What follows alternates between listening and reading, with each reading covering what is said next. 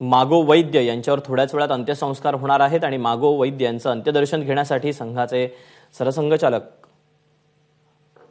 मोहन भागवत हे सध्या दाखल झालेले आहेत।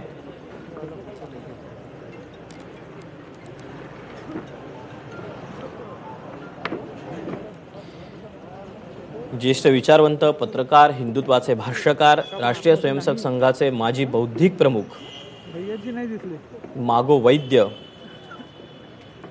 यांचं काल निधन झालेलं आहे।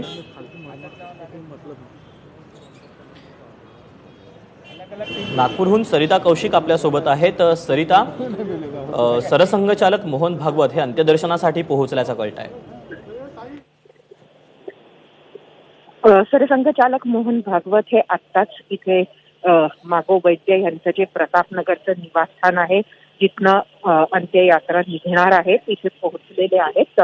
9:30ला इकडनं अंत्ययात्रा निघणार आहेत। आजच मोहन भागवत हे गावाला होते, बाहेर होते, तिथनं नागपूरला आल्याचं कळतं आहे आणि आल्या ते आता इथे मागो वैद्य यांच्या अंत्यदर्शनासाठी पोहोचले आहेत। संघ परिवारातली तशी बरीच पदाधिकारी वेगवेगळ्या संघटनांची मंडळी इथे सकाळपासून येते आहे, आताही उपस्थित आहे। संघाच्या वेगवेगळ्या परिवारातल्या संस्थांची प्रतिनिधी आता इथे आहेत आणि आता मोहन भागवत हे अंत्यदर्शनासाठी इथे आलेले आहेत। आपल्याला माहिती आहे संघाचे सहसर संघचालक डॉक्टर मनमोहन वैद्य हेही मागो वैद्य यांचेच पुत्र आहेत, ते आता इथेच आहेत आणि आता मोहन भागवत हे 8 परिवाराला भेटायला म्हणून अंत्यदर्शनासाठी म्हणून गेलेले आहेत। इकडनं आता त्यांचं अंत्यदर्शन घेऊन झालं की लगेच अंत्ययात्रा निघणार आहे। सरिता, सरसंघचालक यांच्याशिवाय आणखी संघातले कुठले बडे नेते आलेले आहेत का?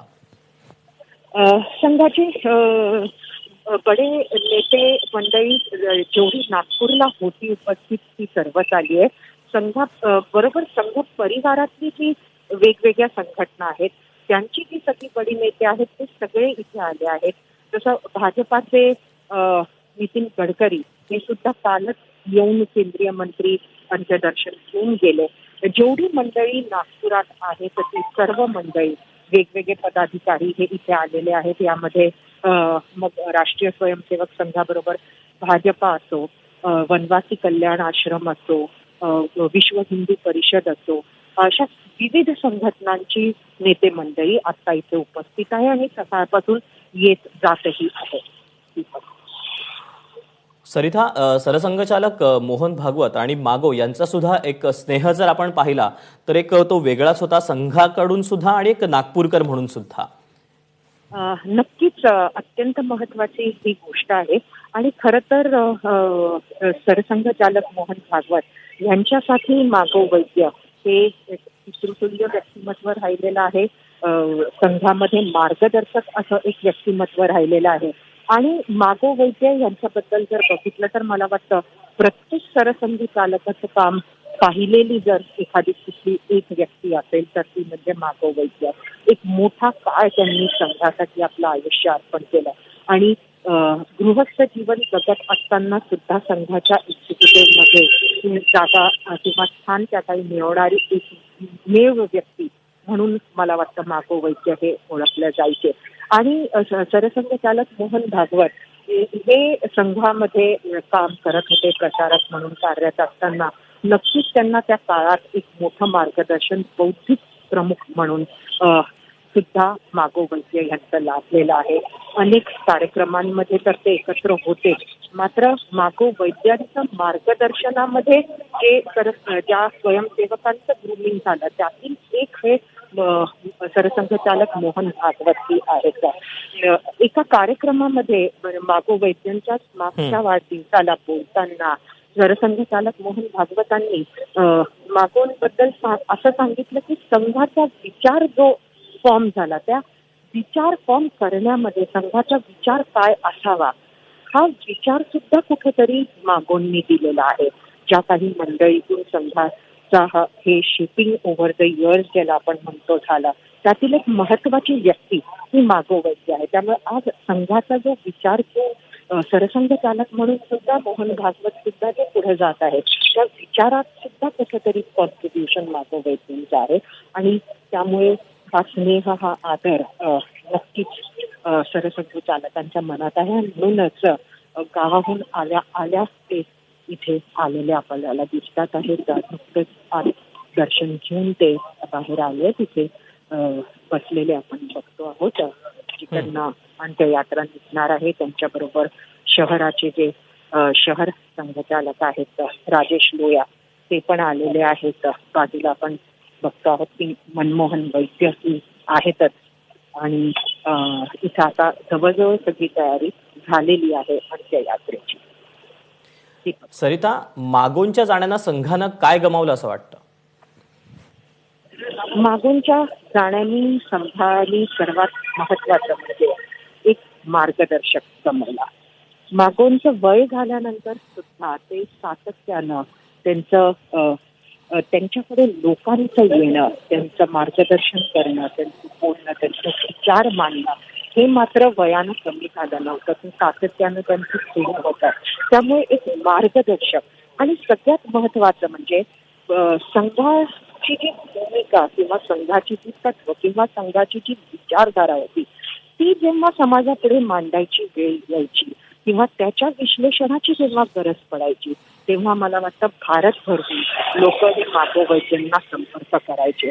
त्यामुळे काश्मीरची भूमिका असो, अगदी म्हणजे जी 3 भागामध्ये काश्मीर पाहिजे ही जी अगदी आधीची भूमिका होती ती नंतर आता आपण पाहिलं की मोदी सरकारनं पूर्ण केली, तिथपासून तर अगदी विदर्भाची भूमिका असो ती का आहे आणि ती कशासाठी असावी, हिंदू राष्ट्र म्हणजे नक्की काय, जेव्हाही देशामध्ये संघाच्या विचाराला कन्फ्युजन असायचं त्यावेळेला मला वाटतं सर्वात विस्तृतपणे किंवा त्या विचारावर ज्याला एक ऑथेंटिसिटी, एक क्रेडिबिलिटी असायची असा आवाज हा मागो वैद्यांचा होता आणि तो आवाज आज कुठेतरी संघानं गमावला आहे. दीपक. सरिता, म्हणजे तुम्ही ज्या पद्धतीने म्हणताय ती म्हणजे वैचारिक जडणघडणीमध्ये बाबूरावांचं योगदान हे मोठंच राहिलेलं आहे. यासोबत जर आपण पाहिलं तर त्यांचं पत्रकारितेतलं योगदान सरिता हे सुद्धा सर्व पत्रकारांना कायमच प्रेरणा देणार असेल. नक्कीच दीपक, ते योगदान सुद्धा अत्यंत मोठं होतं. खरं तर ते संस्कृतचे स्कॉलर होते. म्हणजे नुसतं बाबूरावांना संस्कृतचं स्कॉलर म्हणणं हे सुद्धा कुठेतरी त्यांची उंची कमी करणं आहे. कारण ते सगळ्याच विषयामधलं त्यांचं ते जे ज्ञान होतं ते इतकं अगाध होतं की ते बोलायला लागले की तुमची विचारधारा कुठली असली तरी त्यांचं बोलणं लोक ऐकत राहायचे. आणि त्यांचं वक्तृत्वाची एक जी शैली होती ती सुद्धा एक अशी वेगळी होती की त्यांनी त्यांच्या या सर्व बोलण्याला एक वजन यायचं. त्यामुळे अशा बाबूरावांनी प्राध्यापक पद सोडलं, संघात ते आले आणि आल्यानंतर त्यांनी संघाचा विचार मांडायला सुरू जरी केला तरी त्यानंतर बाबूरावांना जेव्हा तरुण भारताची जबाबदारी मिळाली त्यावेळेला ते मुख्य संपादक म्हणून तरुण भारतात गेले असताना त्यांनी पत्रकारांच्या सुद्धा अनेक पिढ्या घडवल्या आणि पत्रकार म्हणूनच ते कुठेतरी विधान परिषदेमध्ये गेले. त्यामुळे त्यांना अनेक ठिकाणी एक पत्रकार म्हणूनही बोलवलं जायचं आणि ती भूमिका सुद्धा त्यांनी अत्यंत सखोलरित्या बनवली. त्यांचे जे कॉलम पत्रकार म्हणून होते त्यांना देशातले अनेक राजकीय डिबेट हे शेअर झाले आणि सगळ्यात महत्वाचा भाग म्हणजे बाबूराव वैद्य यांनी राईट विंगची सुद्धा टीका करायला तरुण भारतातून ते मागे सरले नाही. आणि त्यांचे त्या काळातले खरं तर सरिता पाहिले तर आणीबाणीच्या काळातले सुद्धा अनेक अग्रलेखही गाजलेले होते आणि हाच विचार घेऊन अनेक स्वयंसेवक सुद्धा घडल्याचं बोललं जात आहे. सरिता, तुर्तास धन्यवाद दिलेल्या या सगळ्या सविस्तर माहितीबद्दल. एबीपी माझा, उघडा डोळे बघा नीट.